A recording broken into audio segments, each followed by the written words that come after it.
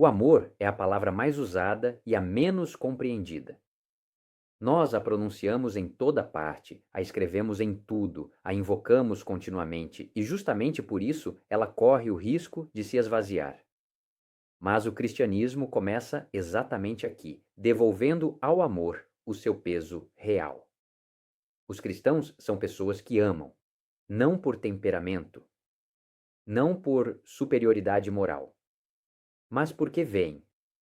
Veem na outra pessoa não um meio, não uma função, não um papel, mas uma pessoa, uma criatura feita à imagem e semelhança de Deus. Mesmo que não seja cristã, mesmo que não creia, mesmo que pense de forma diferente, mesmo que seja hostil, porque a imagem não se apaga. Ela pode ser ferida, pode ser manchada, mas permanece. Aqui o cristianismo diz algo único.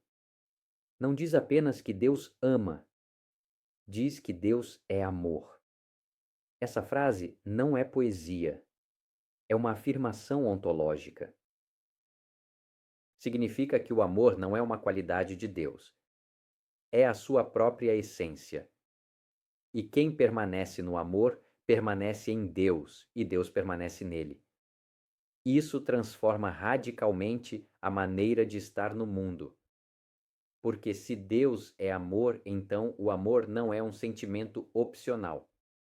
É a própria estrutura da realidade. É o motivo pelo qual algo existe em vez de não existir.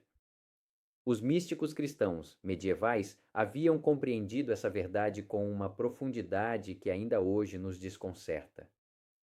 Tudo o que existe, existe porque é amado, não porque seja necessário, não porque seja útil, mas porque é querido. O amor de Deus não é uma reação, é um ato criador contínuo. Deus não criou o mundo e depois se retirou. O mundo continua existindo porque continua sendo amado. Se esse amor faltasse, por um único instante, tudo se apagaria. É por isso que o cristão ama, não por dever, não por obediência cega, mas por consonância. Ama porque vibra na mesma frequência da origem. Ama porque intuiu que o amor não está contra a verdade. Ele é a verdade. Nós amamos porque fomos amados primeiro. Essa frase é decisiva. Ela diz que o amor cristão não nasce do esforço, nasce da gratidão, nasce do fato de ter sido alcançado. Mas aqui surge uma dificuldade profunda. Muitas vezes é mais fácil amar do que deixar-se amar. É mais fácil dar do que receber. É mais fácil fazer algo pelo outro do que aceitar ser visto sem máscaras. Deixar-se amar significa parar de se defender. Significa renunciar ao controle. Significa aceitar que o teu valor não depende do que fazes, mas do fato de que és. O cristão é, antes de tudo, o amado. Antes de ser discípulo. Antes de ser testemunha. Antes de ser crente. Daqui nasce a história do cristianismo. Uma história de amor. Não uma história perfeita. Uma história encarnada.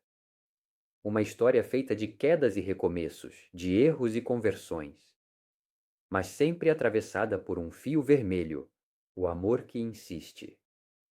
O amor que não se cansa. O amor que volta a procurar. Basta olhar para os primeiros séculos para perceber isso. Num mundo fundado na força, na utilidade, na seleção, nasce uma comunidade que faz algo incompreensível. Ama os fracos. Não por estratégia. Não por propaganda. Ama porque reconhece. Os primeiros cristãos recolhem as crianças abandonadas, cuidam dos doentes durante as pestes quando todos fogem, sepultam os mortos abandonados, chamam de irmão quem não é do mesmo sangue. Não inventam uma teoria nova, colocam em prática uma nova visão do ser humano. O que fizestes a um destes pequenos, a mim o fizestes. O amor torna-se o lugar concreto do encontro com Deus. Este é o coração cristão. Deus não é encontrado fugindo do mundo, mas atravessando-o no amor. Deus não é encontrado isolando-se, mas doando-se. Deus não é encontrado na perfeição moral, mas na relação viva. Cristo não deixa aos seus discípulos um código detalhado. Deixa um único mandamento que resume todos: amai-vos, não como amais vós, mas como eu vos amei. E como ama Cristo? Ama doando-se, ama sujando as mãos, ama permanecendo quando seria mais fácil partir, ama perdoando enquanto é ferido, ama até o fim. Ninguém tem maior amor do que aquele que dá a vida pelos seus amigos. Aqui o amor deixa de ser uma emoção, torna-se uma forma de existir. E essa forma de existir muda a história. Daqui nascem os hospitais. Daqui nascem as obras de caridade. Daqui nasce a ideia de que toda vida tem valor. Não porque é produtiva, não porque é forte, mas porque é amada. Num mundo antigo, em que o fraco não contava, o cristianismo afirma algo inaudito: cada pessoa conta infinitamente. Mas o amor cristão não fica apenas na esfera social. Ele entra na carne das relações, entra na vida cotidiana. E aqui tocamos um ponto altíssimo. Deus é encontrado no amor pela pessoa que amas. Não porque o outro seja Deus, mas porque o amor te obriga a sair de ti mesmo, te obriga a abrir espaço, te educa para a fidelidade. Por isso, o matrimônio, quando é verdadeiro, é uma das maiores experiências de Deus que se pode viver. Não porque seja fácil, mas porque é real. No matrimônio aprendes que o amor não é posse, é aliança, é promessa. É escolher o outro todos os dias, mesmo quando a emoção enfraquece e resta apenas a decisão. É permanecer quando a poesia dá lugar ao cansaço.